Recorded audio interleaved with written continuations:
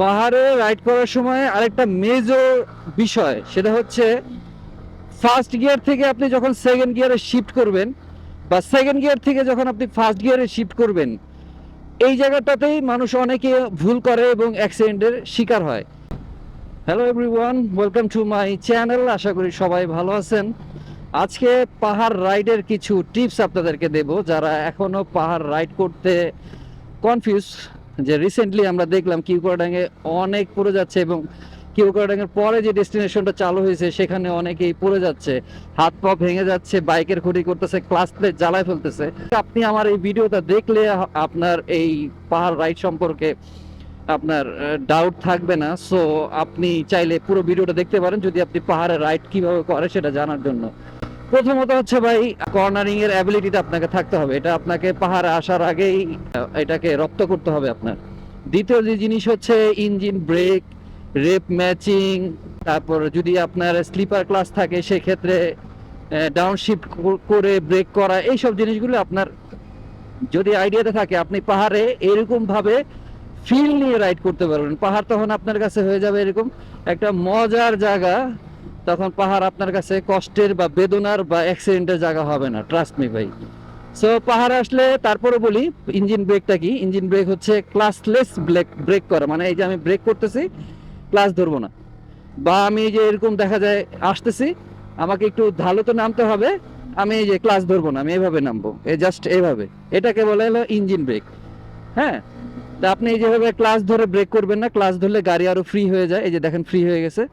হ্যাঁ, এখন আপনার জন্য ব্রেক করাটা, গাড়িটাকে থামানো আরো কষ্টকর হয়ে যাবে। So engine brake must be আপনাকে জানতে হবে। আপনি আপনার লেনে থাকবেন, কখনোই কখনোই আপনি আপনার লেনের বাইরে যাবেন না, অন্য লেনে যাবেন না। হ্যাঁ, ফ্রি রাস্তা আছে এখন গেছেন, বাট আনভিজিবল প্লেস যেগুলো, সেগুলোতে আপনি সবসময় আপনার লেনে থাকবেন। অল্প আর মানে অল্প গিয়ারে আপনি উপরের দিকে উঠবেন, যখন দেখবেন যে আপনার বাইক যথেষ্ট পাওয়ার পাচ্ছে, তখন আপনি থার্ড বা মানে ফার্স্ট থেকে সেকেন্ড, সেকেন্ড থেকে থার্ড, থার্ড থেকে ফোর্থ শিফট করতে পারেন। যেমন আমার এই গাড়িটা থার্ড গিয়ারে দেখেন 40-50-এ উঠতেছে, আমি চাইলে সেকেন্ড গিয়ারে দিলে আরো পাওয়ার বেড়ে যাবে।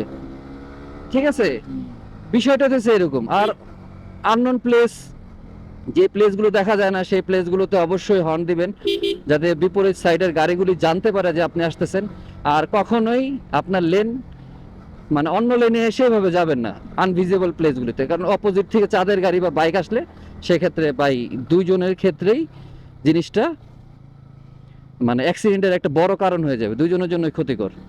সো এই জিনিসগুলো আপনাদের অবশ্যই জানতে হবে। আর পাহাড়ে আসার আগে অবশ্যই আপনার ব্রেক প্যাড,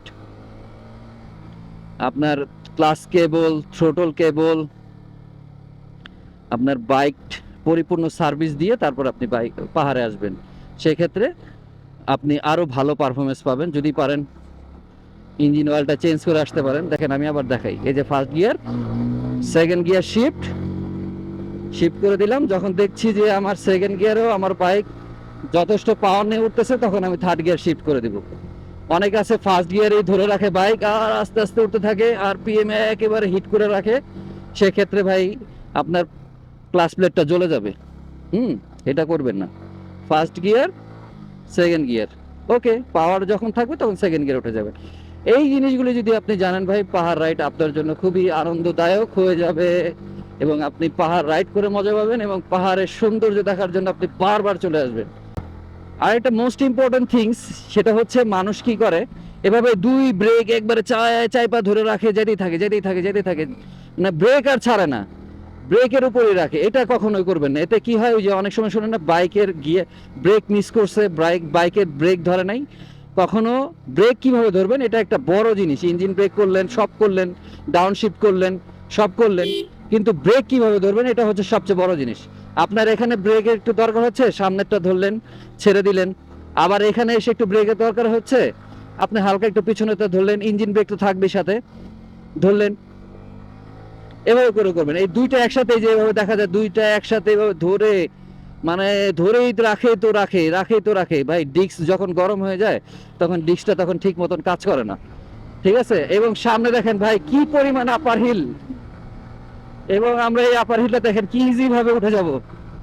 শুধু আপনাকে বুঝতে হবে আপনি কোন গিয়ারে বাইক রাখবেন, আর কিছুই না। দেখেন আমার থার্ড গিয়ারে স্পিড 50, 46 আস্তে আস্তে কমতেছে। আপনার যদি মনে হয় গাড়ি পাওয়ার পাচ্ছে না, একটা শিফট ডাউন শিফট করে দেন এবং দেখেন গাড়ি উঠতেছে।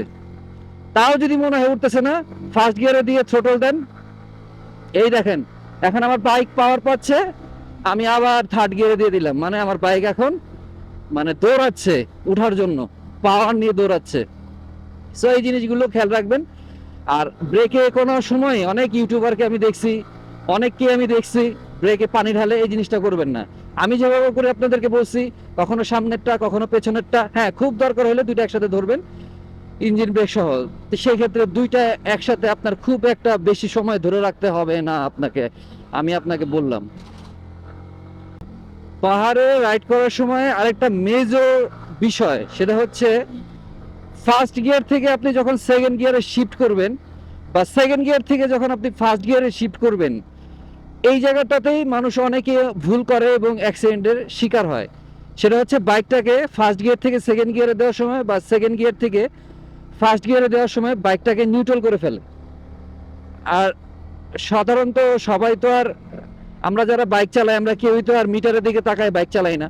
তো যেই ব্যক্তি ভুলটা করে সে তো ভাবে যে আমি সেকেন্ড গিয়ার বা ফার্স্ট গিয়ার শিফট করে ফেলছি, তখন সে থ্রোটল দেয়, তার বাইকের যখন দরকার পাওয়ার তখন তার বাইকটা থেমে যায়, আর তখন তারা পড়ে যায় এবং অ্যাক্সিডেন্টের কারণ হয়। আরেকটা জিনিস হচ্ছে, পাহাড়ে কোনো সময় বাইক স্ট্রেট ব্রেক করবেন না, মানে এইরকম স্ট্রেট আছে এখন আপনি থেমে যাবেন উঁচু উঁচু জায়গাতে, এটা কখনোই করবেন না। উঁচু জায়গাগুলিতে স্ট্রেট অবস্থায় ব্রেক করলে আপনি পড়ে যাবেন।